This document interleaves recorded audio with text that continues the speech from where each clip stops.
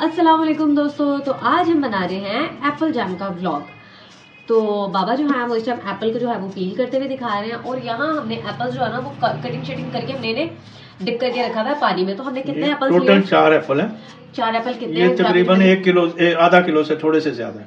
आधा किलो से ज्यादा हमारे पास एप्पल। किलो आधा किलो से ज्यादा कितने का? 75 है। और चीनी हमारे पास कितनी है? 300 ग्राम। 300 ग्राम हमारे पास चीनी है और साथ ही हमारे 2 पास टेबलस्पून सिरका, 1 अदद दालचीनी है और ये हमारे पास 2 टेबलस्पून सिरका है और ये थोड़ा सा क्या है? जरदा रंग है हमारे पास। तो अब हम इसका बनाना शुरू करेंगे एप्पल जैम। लास्ट एप्पल की हम कटिंग कर रहे हैं। ये हम सेंटर से इसका वेस्टेज जो है वो निकाल देंगे। हम इसे नहीं डालेंगे क्योंकि ये एप्पल को जो है ना वो एप्पल जैम को जो है वो कड़वा कर देगा। तो ये हम निकाल के हम इसके छोटे छोटे क्यूब्स में जो है वो स्लाइसेस कर लेंगे। देखिए इस तरह से बहुत ही इजी, बहुत ही आसान रेसिपी। आप इसे घर पे बनाएं और बच्चों को जो है वो हेल्दी फूड खिलाएं। खुद भी आप सुबह नाश्ते में जब भी आपका दिल चाहे, स्नैक्स टाइम में, इवनिंग टाइम में, आप बच्चों को जो है बड़ों को जो है वो आप ये दें और मजे लेकर खाएं। चाहे तो आप इसमें चीनी की मिकदार भी अपने हिसाब से सेट कर सकते हैं। एप्पल्स तो मीठे होते ही हैं, तो ये जो शुगर पेशेंट होते हैं वो भी ये खा सकते हैं। इसमें भी कोई बड़ी बात नहीं है। तो देखिए दोस्तों, मैंने फ्लेम ऑन किया और मैंने हाई फ्लेम रखा हुआ है। हाई फ्लेम के बाद मैंने इसमें जो है वो एप्पल्स जितने भी कटे हुए थे पानी में डिप थे, पानी मैंने उसको आउट कर दिया और मैंने एप्पल्स जो है वो हाई फ्लेम पर इसमें डाल दिया। मैं साथ ही इसमें डालूंगी 1 गिलास पानी। तो आप भी 1 गिलास पानी डालें, उसके बाद ढक्कन ढाँप कर इसको पकने के लिए छोड़ दें। ये हमने डाल दिया इसके अंदर 1 गिलास पानी। चम्मच से हमने अच्छे से जो है वो डिप कर लेंगे। थोड़ा पानी डालो, बस हमारे लिए इतना पानी बहुत है क्योंकि एप्पल्स में भी अपना पानी होता है, अपना रस होता है, अपना जूस होता है। तो अब हम इसे ढक्कन लगाकर कवर कर देंगे और हाई फ्लेम पर हम इसे पकने देंगे। ठीक है। अच्छा, तो ये देखें दोस्तों, ये इस तरह की शेप में आ जाएगा। ठीक है, ये मैं आपको दिखा सकूँ तो ये देखें। तो अब हम इसे कर लेंगे ब्लेंड। ठीक है, फ्लेम हमने कर दिया बंद। अब हम इसे करते हैं ब्लेंड। तो ये मैं हैंड मिक्सर से जो है वो इसे ब्लेंड करेंगे।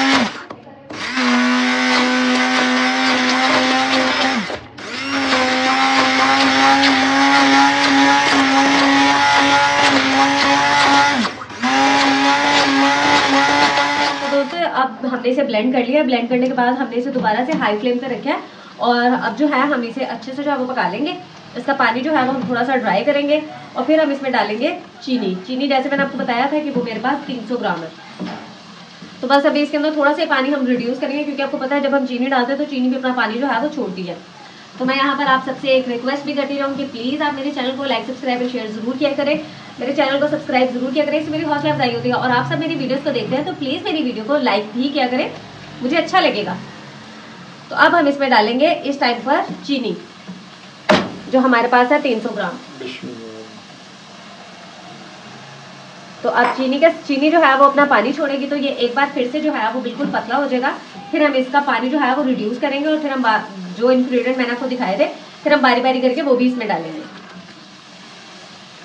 तो ये देखें दोस्तों, यहाँ पर चीनी ने जो है वो अपना पानी छोड़ दिया और हमारा जैम जो है वो बिल्कुल पतला हो गया है। तो अब हम इसका पानी जो है वो रिड्यूस करेंगे और साथ ही हम इसमें जो मेरे बाकी के इंग्रेडिएंट हैं हम वो भी इसमें डाल देंगे। जैसे कि मेरे पास दालचीनी थी 1 से 1.5 इंच, हम वो भी इसमें डाल देंगे। लेकिन यह है कि जब जैम हमारा बन जाएगा तो वो हम इसमें से निकाल देंगे।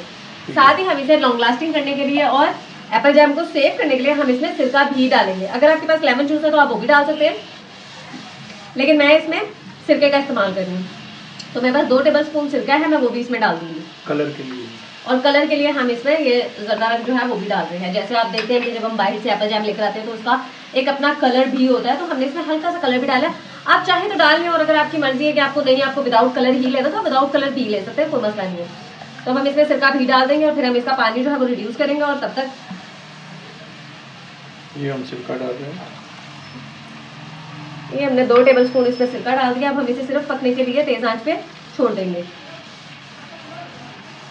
तो ये देखें दोस्तों, इसका पानी जो है वो काफ़ी हद तक रिड्यूस हो गया है। तो इसे चेक करने का एक तरीका है, मैं उस तरह से आपको चेक करके बताऊंगी कि हमारा एप्पल जैम जो है वो बनकर जो है वो तैयार हो गया है। ठीक है, तो अभी हम इसमें थोड़ा सा पानी और रिड्यूस करेंगे कि थोड़ा और थिक हो जाएगा।